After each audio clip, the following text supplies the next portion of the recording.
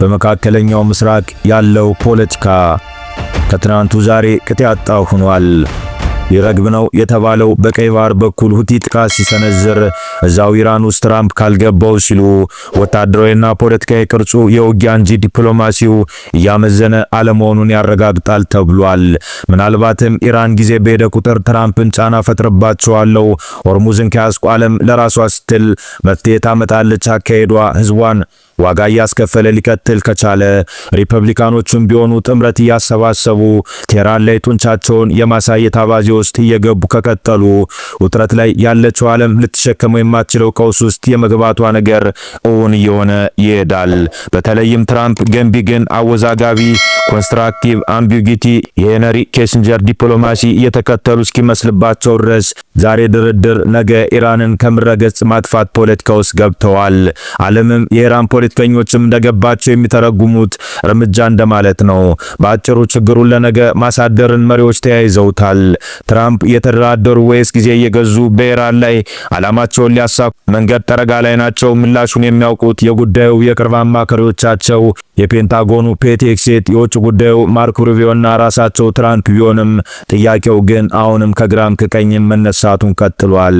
ዶናልድ ትራምፕ ለፋይናንሻል ታይምስ የሰጡት ከኢራን የሚፈልጉት የነዳጅ ምርት መሆኑን እንዲሁም አስፈላጊ ከሆነ የሀገሪቱን ቁልፏን የነዳጅ ምርት ወደ ሌሎች ሀገራት መላኪያዋን ካርግ ደሴት ወደ አሜሪካ የጥቅም ስርዓት ውስጥ አስገብተው ለመቆጣጠር ውጥን አለኝ ሐሳብ። ኢራን ወደ ሰላማዊ መድረክ ብትመለስ አሜሪካን ፍላጎቴ በጉልበት ካልተከበረ ማለቷን ብታለዝበው የሚል ፖለቲካዊ አማራጭ እንዲቀርብ እየተገደደ ነው። ትራምፕ ነዳጁን እፈልገዋለሁ ሲሉ አንዳንዶቹ ያንን ለምን ታረጋለህ በሚል ይወነጅላሉ። እነሱ ግን ጤነኛ ያልሆኑና የሚረባ ነገር የሌላቸው ናቸው በሚል ከህዝባቸው ጋር ሳይቀር ፖለቲካዊ ጀርባ መስጠት ውስጥ ተዘፍቀዋል። ትራምፕ ይህንን ሲሉ ካርግ ደሴትን መቆጣጠር እንደሆነም ፍንጭ ሰጥተዋል። ግሪንላንድ ላይ ያላሳኩትን በመካከለኛው ምስራቅ ውጤቱን ለማየት ጊዜም መጠበቅ ቢያስገድድም የኢራን ፖለቲከኞች ግን ከዓለም ጋር የሚያጋጫቸውን የፋይበር ኬብልና የሆርሙዝ ፖለቲካ ካላረገቡ የቀይ ባህርና ህንድ ውቅያኖስ ኢኮኖሚ ንክኪ አፍሪካ ቀንድ መረሱ አይቀሬ ያደርገዋል።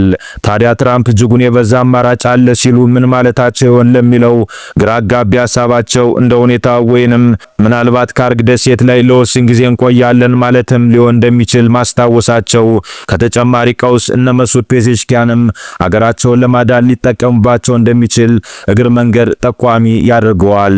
በካርግ ደሴት ያለው የኢራን መከላከያ አሜሪካን ሊመክት የሚችል እንዳልሆነ በገለጹበት አጋጣሚ ከፈለግን በቀላሉ ልንወስደው እንችላለን በሚል ለዘ ፋይናንሻል ታይምስ አስታውቋል። የፖለቲካ መንገዱ በዛ ልክ ብቻ የሚቀረስ ከሆነ ደግሞ መካከለኛው ምስራቅ ወደ ተጨማሪ ቀውስ ሊሸጋገር ይችላልም ተብሏል።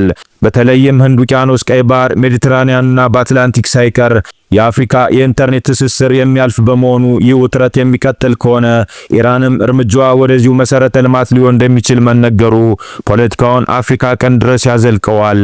የአፍሪካ ኢንተርኔት በባህር አሊያም በውቅያኖስ ስር በሚያልፍ ፋይበር ኦፕቲክ ኬብሎች ላይ በእጅጉ መሰረቱን ያደረገ ከመሆኑ አንጻር ትራምፕ ካርግን ሲያማትሩ ኢራን ዓለምን ጫና ውስጥ የሚያስገባ እርምጃ እወስዳለሁ ስትል የሚፈጥረውን ነው ተንታኞች የሚያስቀምጡት። አፍሪካን ከአውሮፓና ኤዥያ እንዲሁም ከሌላው ዓለም ጋር የሚያስተሳስራት በባህር ዳርቻዎች የሚያልፈው መስመር ማለት ነው። ከ2004 እስከ 2005 ባለው ጊዜ እንኳን ከሰባ በላይ የባህር ውስጥ የኬብል ስርዓቶች በስራ ላይ ነበሩ አሊያም ለአገልግሎት ሲለማ ነበር። ለዚህም ነው ኢራን ከአሜሪካ ጫናው ሲበረታባት ወደዚህኛው የዓለም መሰረተ ልማት ገባለው ስትል አንድም ቴህራን ብቻዋን እንድትቆም አንድም ትራምፕ የሚሽቱን በካርግም ሆነ በሌሎች የኢራን ቁልፍ ነዳጅ መሰረተ ልማቶች ላይ ፍላጎታቸውን ለማስፈጸም አጋር ያገኛሉ የሚባለው። ኢራን በገልፍ ሀገራት ላይ የምትሰነዝረው ጥቃት እንደ ሳውዲና አረብ ኤሚሬቶች ያሉትን ሀገራት ከማስቆጣት ባለፈ ወደ ባህር ውስጥ መሰረተ ልማቶች ፊቷን ካዞረች አፍሪካ ሳይቀር መነካቱ የአደባባይ ሐቅ በመሆኑ ጉዳዩን በቀላሉ ባያዩት እነ መሱድ ፔዜሽኪያን በሚል ሐሳቦች የተሰጡ ነው። ለዚህ ደግሞ የየመን ሁቲዎች ወደ ጦርነቱ መግባታቸው ሚሳኤሎች ወደ እስራኤል በማስወንጨፍ አረጋግጠነዋል። የቀይ ባህር ፖለቲካ ላይም ተጨማሪ እሳት ይጭራል። በውሃ ውስጥ የሚያልፉ ፋይበር ኦፕቲክ ኬብሎች በዋነኝነት የዓለም የኢንተርኔት ትራፊክ የጀርባ አጥንት የሚባሉት ከ95 እስከ 99 በመቶ በውሃ ውስጥ እንጂ በሳተላይት የሚያልፉ ባለመሆናቸው ጦርነቱን በሰዓታት ውስጥ ዓለም አቀፋዊ ያደርገዋል። የውሃ ጦርነት በዓለም ዙሪያ እንዲሉም በር ይከፍታል።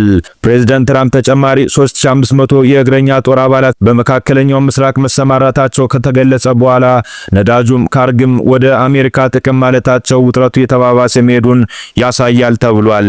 በሌላ በኩል ትራምፕ በፓኪስታን አማካኝነት ከኢራን ጋር ቀጥተኛ ያልሆነ ንግግር በበጎ እየሄደ ነው ቢሉም የተኩስ አቁም ስምምነት በቅርቡ ይደረስ አይደረስ ግልጽ ሐሳብ አለመስጠታቸውም ጉዳዩ ከካርግ ጋርም እንደሚስተሳሰር ምልክት ሰጭ ነው። በሌላ በኩል ኢራን ስለ ድርድሩ ጥያቄዋ እየበዛ መሄዱ አለመግባባቶች ግልጽ እንደሆኑና ሌላ ቅርጽ እንዳላቸው ያስታውሳል።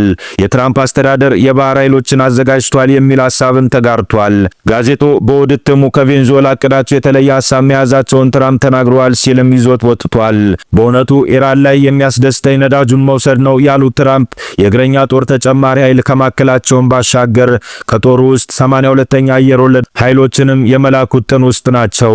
የአሜሪካው ማዕከላዊ እዝ ሴንትኮምም እንዲህ አይነቱ ወታደራዊ ዝግጅት እንዳለው አመላካች ሐሳቦች እየወጡ ነው። የኢራን ፓርላማ አፈ ጉባኤ መሐመድ ባጋር ጋሊባፍም እንዲህ አይነቱ ሙከራ በመካከለኛው ምስራቅ ያሉ ቁልፍ መሰረተ ልማቶች አይቀሩንም፣ ሁሉም ኢላማችን ውስጥ ይገባሉ በሚል ማስጠንቀቃቸው ማብረድ ላይ ትኩረት የሚያደርግ ኃይል ያስፈልጋል ወደሚል ድምዳሜ ተገብቷል። የአሜሪካ ወታደሮች መምጣታቸውን የኛ ኃይሎች እየጠበቁ ነው፣ የሚገጥማቸው እሳት ነው በሚል ኢራን አሜሪካን አስጠንቅቃለች። የአውሮፓ ህብረት ፓኪስታን ሰላም ለማውረድ የምትሄድበት ርቀት እንደሚደግፍም አስታውቋል። የአውሮፓ ምክር ቤት ኃላፊ አንቶኒዮ ኮስታ ከፓኪስታኑ ጠቅላይ ሚኒስትር ሻሪፍ ጋር በስልክ አውርተናል፣ እናም በጎ መንገድ ላይ ናቸው በሚል አረጋግጠዋል። ትራምፕ ለ10 ቀናት ያራዘሙትን በንጹሃን የኃይል መሰረተ ልማቶች ላይ ጥቃት አልሰነዝርም፣ የጊዜ ገደብ ሳይጠናቀቅ ሊያፈርሱት እንደሚችሉ የሚጠቁም መረጃም ወጥቷል። ቴህራን ሆርሙዝን ካልከፈተች የኤነርጂ መሰረተ ልማቶችን ካርግ ደሴትና መሰል የነዳጅ ስፍራዎችን እንደሚመቱ አስጠንቅቀዋል።